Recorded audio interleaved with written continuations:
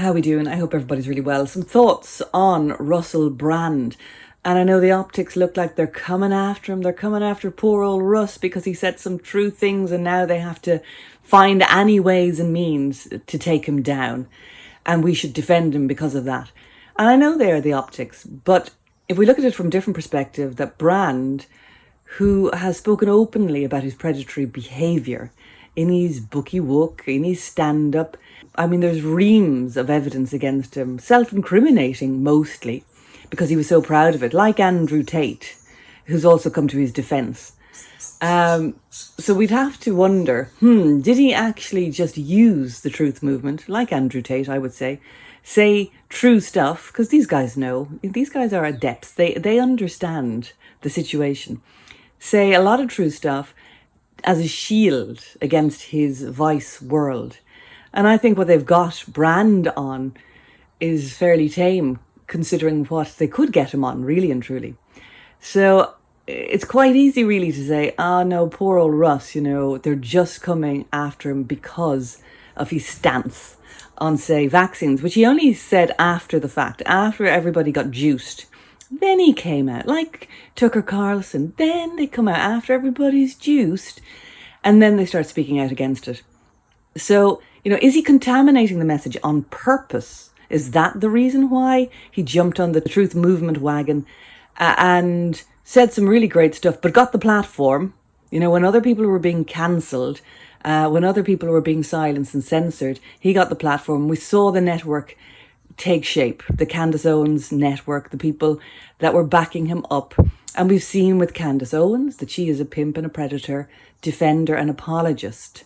And she's done some good interviews with Brand, I have to say. I've listened to them. They were enjoyable. They said a lot of true things, which would make you go, these guys are on our team. They're saying so many true things. But no. The more you look at it, the more you go, no. They're there to contaminate the message. That is a big part of it. So that now anybody who's saying these vaccines are causing excess deaths and all that, you just are tarnishing the message when you're defending this guy, because it looks like you've got a very low moral setting. Because it's been known for so long that Brand is an unsavoury character, a brilliant communicator. He's very, very funny at times. But just look at his track record, look at his marriage with Katy Perry.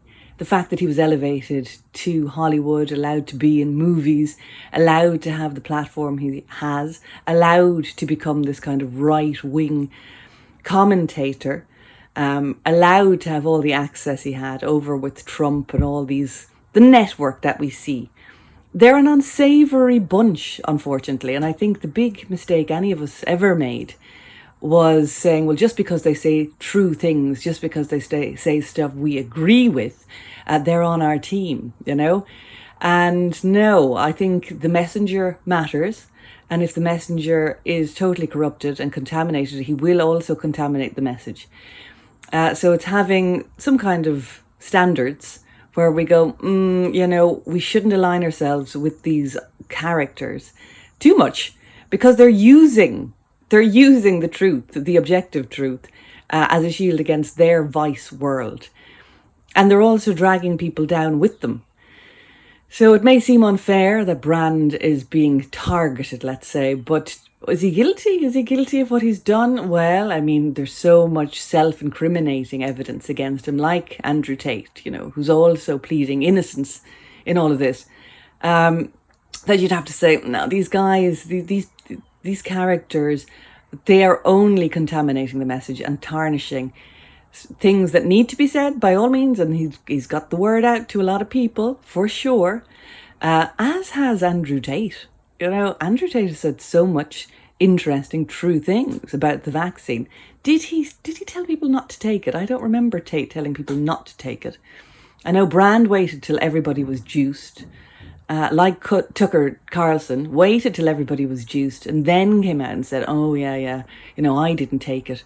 Too late. I mean, they had the opportunity to say it at the time. Don't take part in that trial. That's really dangerous. This is not a good idea for people. I don't recall them saying that at the time. So these guys are playing a game with us. And I think it would be very foolish of any of us to defend him. I really would. I think at this point it would be very foolish, considering his reputation and considering what he's put out himself. It does none of us any favours to say, actually, he's a good guy. He's not. Just read his children's book, The Pied Piper of Hamelin.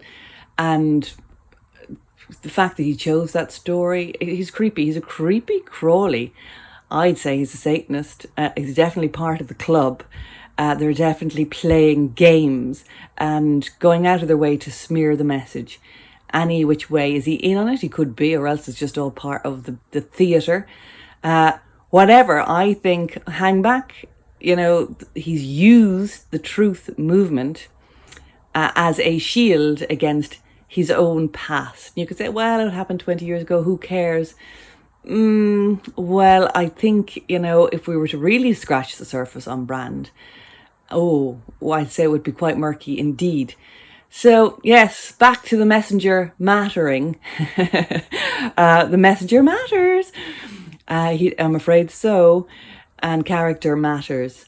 And even though he's a brilliant communicator, and he really is, but he's a bit of a magician, isn't he? He's the trickster.